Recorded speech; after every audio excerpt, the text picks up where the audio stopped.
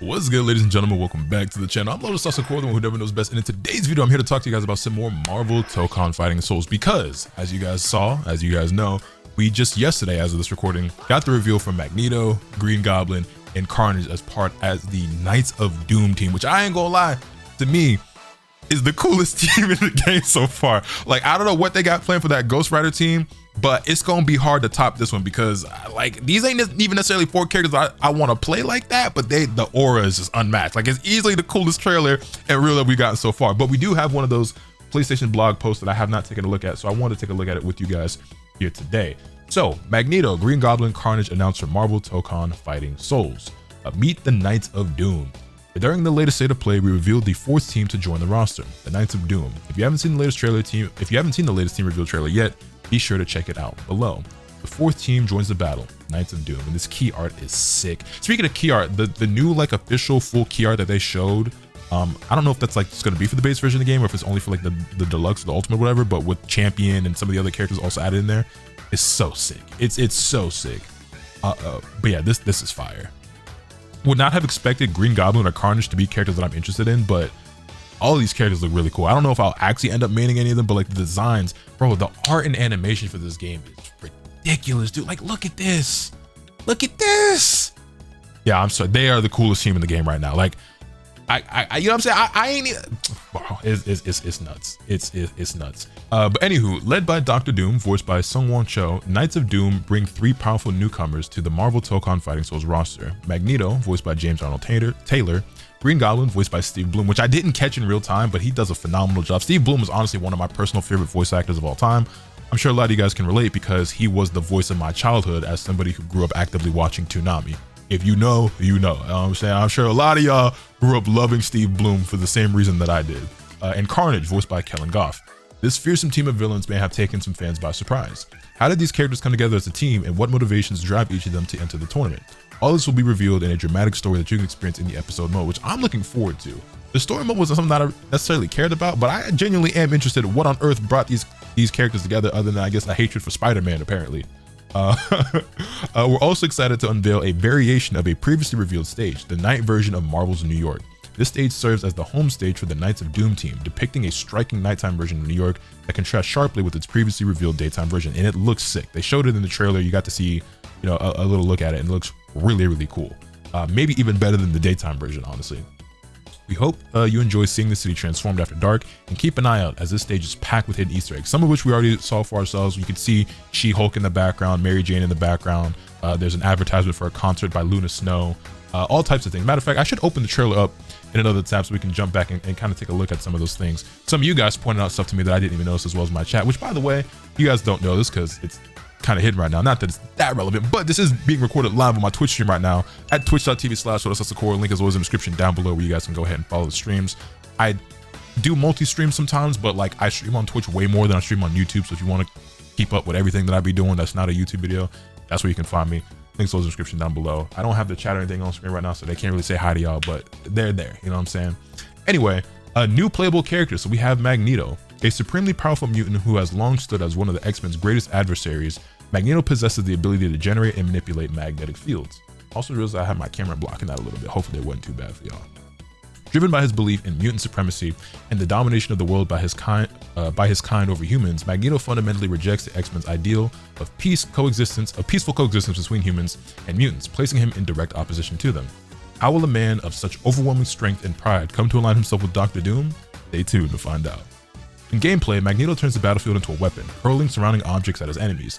Thrown objects shatter into debris that remains on the stage, enhancing his abilities when used in conjunction with his skills. It's interesting because as sick as Magneto is, he looks very different, not just from a visual standpoint, but from a gameplay standpoint of how I feel like he plays in like Ultimate Marvel vs. Capcom 3, which that's another thing that I think is very important to keep in mind, and something that I want to stress is that this game is not going to be Marvel vs. Capcom. So whatever idea you have of Magneto in that game, if you're hoping or expecting him to be exactly like that, brace yourself. You know what I mean? Like, this game it's not Marvel vs. Capcom. It's its own thing. So I know there's like an idea and like a preconceived notion or perception of how Magneto should play, and I don't.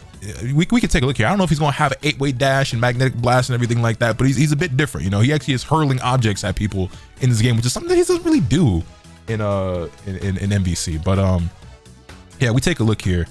I mean, visually he looks sick. Just actually throwing magnetized scraps of metal at people, and yeah, he's super sick. This character is so fire. But yeah, so that's Magneto, and I can't wait to see more of him. I heard that he's actually going to be playable at the build of Tokon that's going to be at Evo later this month, if I'm not mistaken. I don't know if Green Goblin and Carnage are going to be in that build as well.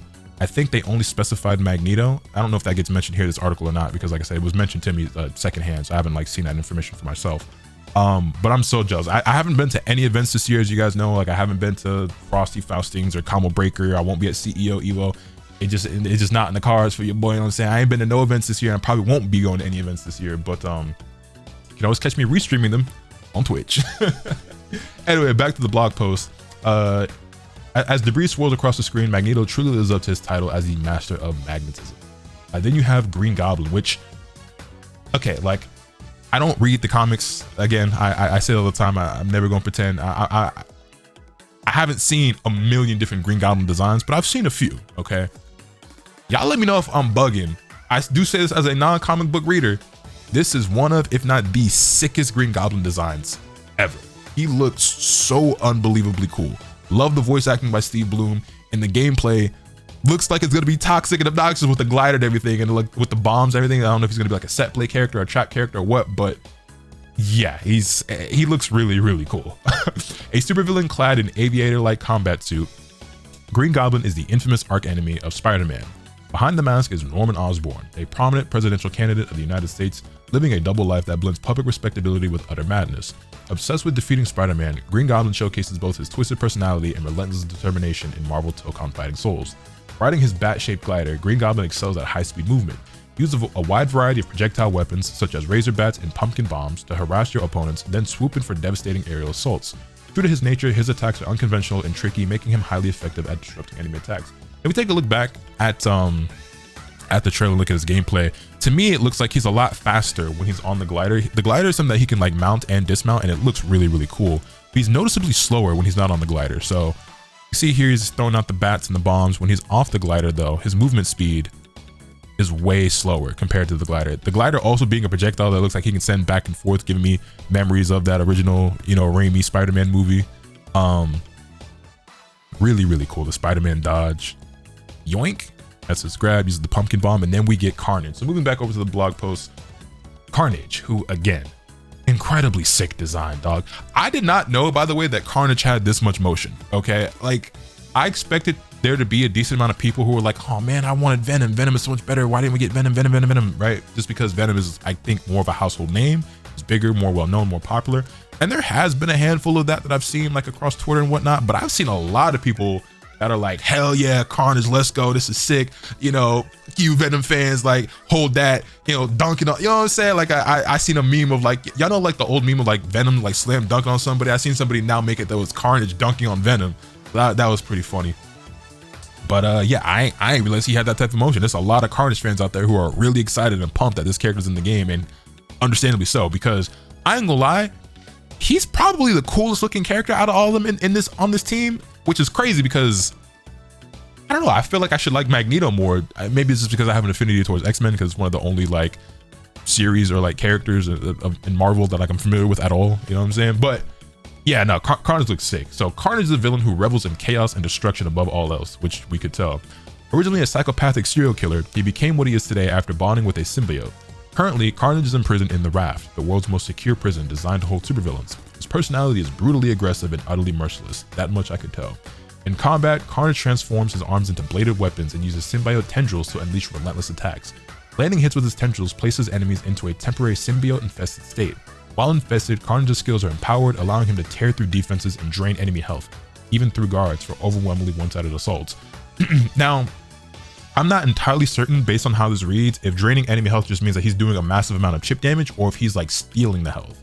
It says draining, so like that could go either way. I'm gonna assume that it means chip damage and not that he's regenerating health as he's attacking.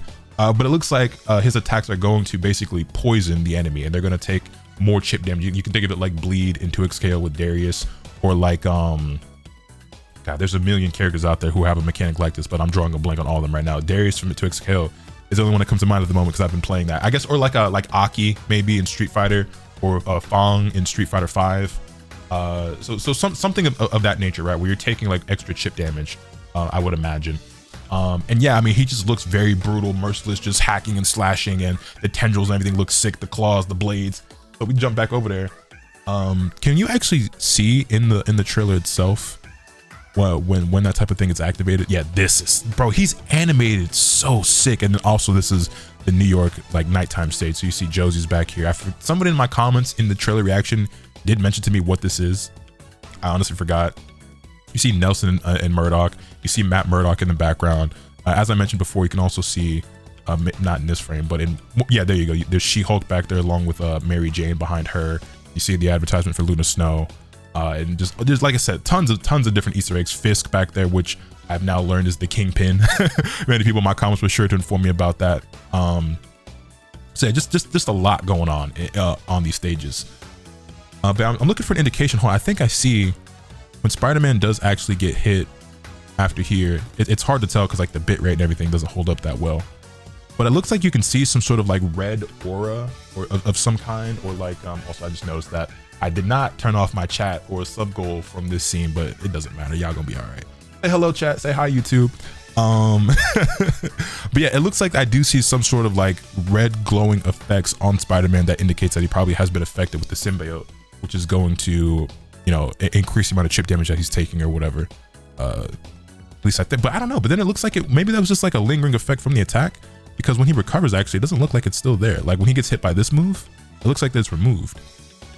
Yeah, because as he's flying back forward, it's not there anymore. I'm not sure, but yeah, either way, that move looks incredible.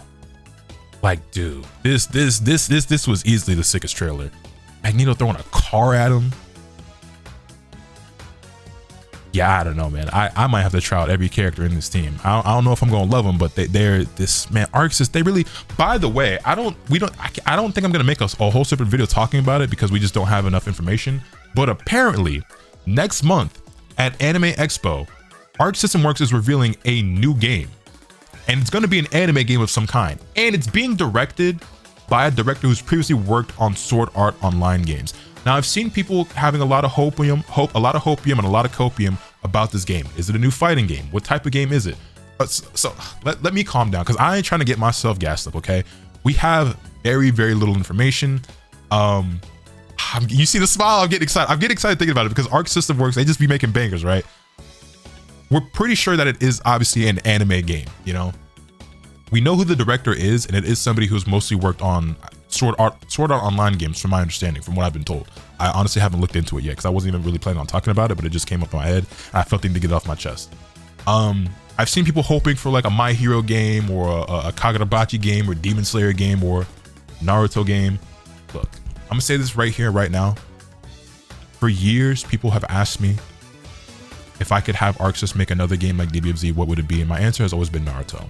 I've also been asked for years about how I would feel about a Naruto Fighters, if I want that, do I think it'll ever happen, and will there ever be a DBFZ 2, anything like that, okay? I am not joking to you. I am not joking when I tell you I have literally dreamed, like had real life dreams for years about a Naruto Fighter. It's not like an every night thing, but I've had a lot of dreams since 2018 about a Naruto Fighters happening. I don't think it ever will. I don't think that's what this upcoming game is going to be. I would love for that to be the case. I would love for me to be wrong, but I don't think it's going to be anything like that. The very little information that we do have so far suggests that it's maybe going to be a Sword Art Online fighting game, which I think would be really cool. I'm not some gigantic SAO fan, but I've seen a couple of, you know, the SAO series. I thought they was pretty cool. You know, not the greatest thing ever, but they were fun. If it's a fighting game of any kind by Arc System Works, I'm probably going to buy it and play it, because they just don't miss when it comes to the fighting games, in my opinion. If it's some other type of anime game, I mean, I still might check it out, whether it's SAO or something else. It just depends on what it is. Yeah, you see the chat. They all full coat mode. So yeah, but anyway, back to Marvel Tokon. This trailer is absolutely incredible, and we still have a little bit more of this blog post to finish reading, but I just gotta let this run. The Sentinel, just throwing the giant Sentinel at him, like, oh man. The giant blood shark, bro, like, this is sick, and this key art is so fire. August can't come quickly enough. But anyway, jumping back over to the blog post. The champion revealed. At last, the veil has been lifted on the main threat to our teams of heroes and villains, the champion of the universe, voiced by Sean Keenan Elias Reyes. So, as I had theorized for a while, champion is in fact the main antagonist. We did get official confirmation of that, but this is our first time actually seeing his reveal, and he has a drastic redesign compared to how he's usually been seen or traditionally been seen in the comics.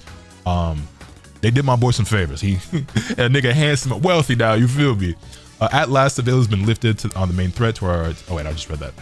An elder of the universe who has lived for billions of years, the champion travels alongside the promoter in search of worthy opponents. A true battle fanatic, he journeys from planet to planet in pursuit of the ultimate fight.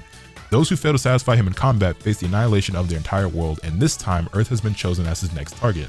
The promoter has officially declared the start of the Challenge of the Champion tournament. Teams of 4 will be formed to compete in preliminary rounds, and the team that emerges victorious will earn the right to challenge the champion himself. The champion is designed to embody overwhelming power, confidence, dignity, and elegance. Its muscular physique, combined with a tailored suit, creates a stylish yet imposing presence, expressing both his role as the tournament's host and his calm anticipation of facing powerful opponents. Details such as his sunglasses and belt buckle also reflect his personality. Be sure to take a closer look. Well, he's not wearing sunglasses here, and I don't see anything special about this belt buckle that stands out to me, but maybe there's something that you know about that if you read the comics, but you know. And then yeah, the new key art is incredible. Like I love this shit. Finally, we're thrilled to share the final key art for the game. I do think it's interesting and a bit, well, I guess not really, because they're not showing any characters that weren't already confirmed before. I guess we just couldn't see this before because they hadn't revealed the champion. But I was looking at this and at first it felt like they had extra characters, but it's the same characters that we've already seen. There's none of the additional ones that have been revealed through these trailers. But now you just have, you know, promoter and champion there. But this is way cooler than the original one that they already had. This illustration was created by Yuki Kato, the main character artist from Marvel Tokon Fighting Souls, and finalized by talented 2D artists at Arc System Works. Hey man, whatever they're paying the artists and animators over at Arc System Works, it's not enough, because like visually, no one is fucking with them. Like straight up, nobody is touching Arc Sys when it comes to this stuff right now, man. The artwork strongly emphasizes the game's 4v4 fighting mechanics and narrative, while boldly showcasing each team's leader at the forefront. We hope you enjoy this new key art and keep an eye out for it at retail stores and digital storefronts. What's next? With only one team left to reveal, we're nearing the final piece of the puzzle. Please stay tuned for the final team announcement. We'll also be exhibiting the latest hands-on demo at EVO 2026, taking place in Las Vegas, Nevada starting June 26th. In this demo, players will be able to try Magneto, as newly playable character, along with Marvel's New York Night stage for the very first time. So that was what I mentioned earlier. See you at EVO Las Vegas. So we do have Summer Game Fest coming up. I speculated after the previous trailer about where we were going to get the next couple of reveals, and I said that we had Combo Breaker coming up, we had Summer Game Fest, EVO, and the State of Play. So we just got this one at the State of Play. The next trailer that we get for the final reveal of characters will probably be at EVO, where we get the Ghost Rider team. As for who's going to be on that team, well, we've already speculated on that multiple times. Probably, I think the most requested, like most anticipated, like the character I'm seeing get thrown out the most that people are hoping is on that team is Blade, and I'm with y'all on that. I would love to see Blade. As far as whether we see like a Deadpool or a Daredevil or Nico Minoru or Man-Thing or whoever else, Moon Knight, time will tell. If it was up to me, who would I pick? Blade, Daredevil. Honestly, you give me those two, and whoever the fourth character is, I'm cool with. But if it was up to me, if I had to pick one, I'm gonna go Moon Knight. That's just my stilo. You know what I'm saying? That's just kind of my style. But we'll see how it go. We'll see how it go. But anyway, that's gonna do it for today's video. You guys let me know your thoughts in the comment section down below. Hit this video with a like if you enjoyed. Subscribe if you haven't already, so you can stay tuned for all this content I'm bringing you. With all that being said, that's pretty much all I have today. Remember, let the good happen to you swing the bat. Later.